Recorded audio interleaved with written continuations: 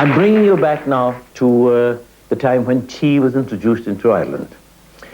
And the Irish people took to drinking tea like ducks to water. Well, it wasn't available in the shops when it came out first, but men used to go around from house to house in a pony and trap selling the tea, and they were called taymen.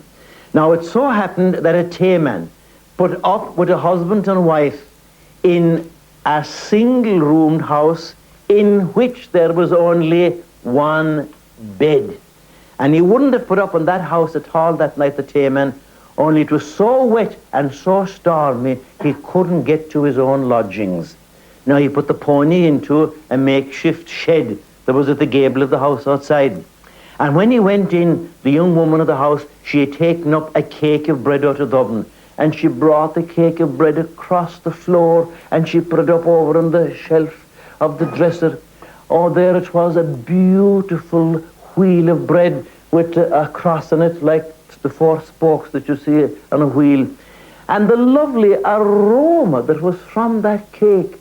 Oh, the tayman's nostrils, you could see him, and you know that his teeth were swimming inside in his mouth for a bite of it. And she, seeing the hungry look in his face, she was going to break a piece off the cake and give it to him, and the husband said, "No," he said, "you'll only ruin that cake now if you break it while 'tis hot. So can't you wait until morning like the rest of it?" Well, that was that. There's no good in going arguing with a cranky husband. They knelt down and they said their prayers, and they all got into bed, the one bed.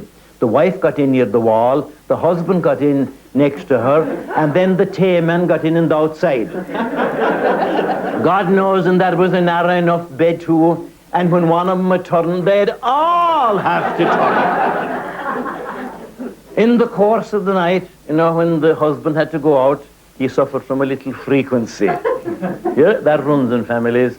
And when he'd go out in the yard, he'd bring the wife out with him because he was jealous to let the wife in the bed with the tayman.